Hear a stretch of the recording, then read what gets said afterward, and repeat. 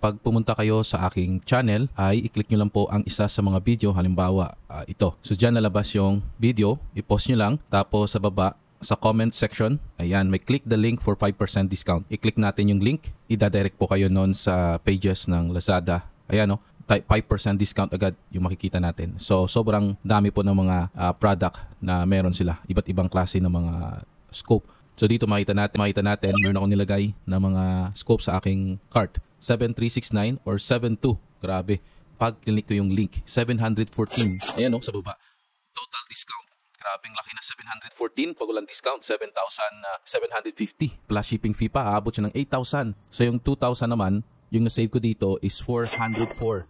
Laki, no? So, ibig sabihin, instead na 2,000 plus, ay 404 yung discount ko. 1,895 na lang yung babayaran ko dito. So, saan pa kayo guys, no? So, magmadali na. I-click na yung link para makatanggap tayo ng 5% habang available pa yung promo code nila na ibinigay sa atin. Ito yung kanilang store and i-click nyo lang po yung link after sa baba ng ating video. Right guys, maraming salamat. Hi guys, this is Dave Lopez from Apple Hawis Philippines and today i-unbox natin yung pinadala ng Discovery. Actually kahapon nang dumating. So, meron tayo ditong ito, ang rubber eye cup. Rubber eye cup. Yan. So, yan, maganda to pag gusto natin na gusto niya natin. Ayan,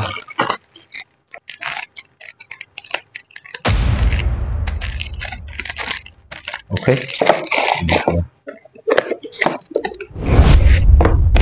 Meron tayo dito, dalawa, tatlo, okay. And, meron tayong mga mount.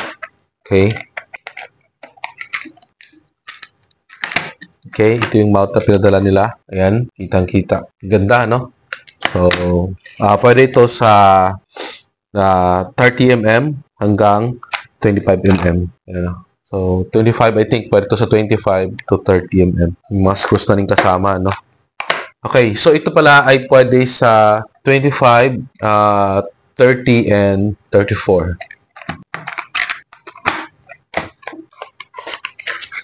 Okay, nagpadala din sila ng parang pang-libel. Ayan, ito. Buksan natin. Okay, I think 25. Sa 25mm yata ito nilalagay. Discovery, merong tatak ng Discovery. Tapos, 25mm yung kanyang mount. Okay, meron silang ganito. Okay, lagay natin dyan. And nagpadala din sila ng mga sombrero. Ayan, maganda yung tela. Ayan, pwede sa akin yung isa.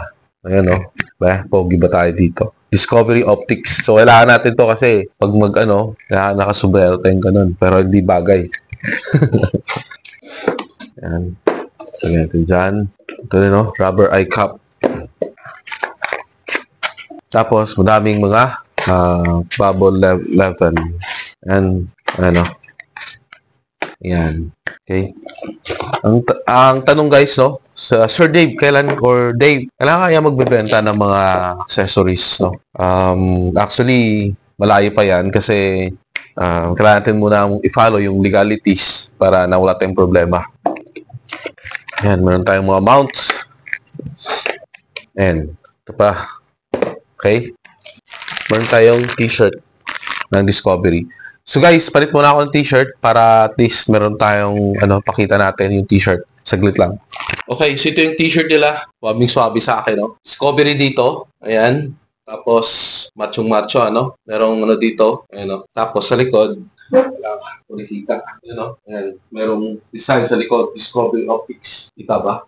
Discovery Optics. Okay, so meron isang klase din, ng Discovery. Ayan, mount.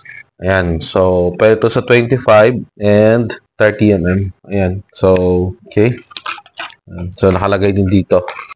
Okay, so then, mga mounts. Ano ito yung sinasabi nila na brochures. Buksan nga natin. Ayan, brochures galing sa Discovery. Ayan, Ayan, Discovery. Tapos yung mga ayan, mga different kind of scopes nila. Ayan, nakalagay din dyan. Ayan.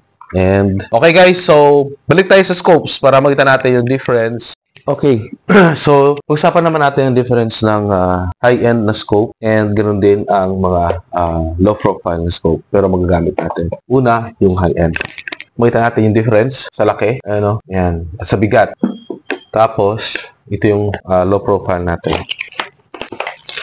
Okay? Yung mount, hindi po yan pang discovery. Personal ko po yan. Ano? Yan. So, makita natin yung different ng pang low profile at yung pang competition.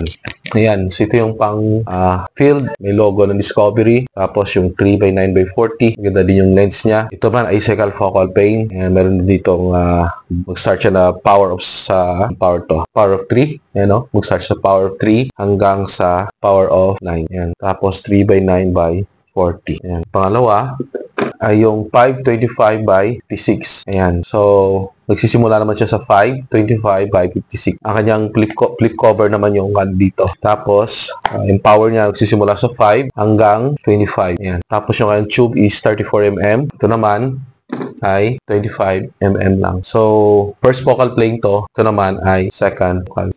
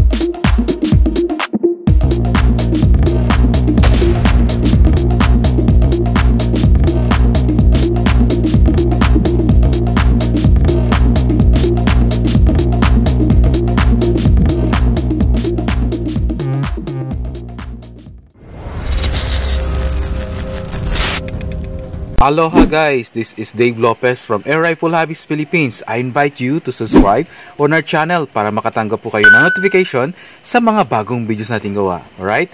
Maraming salamat po.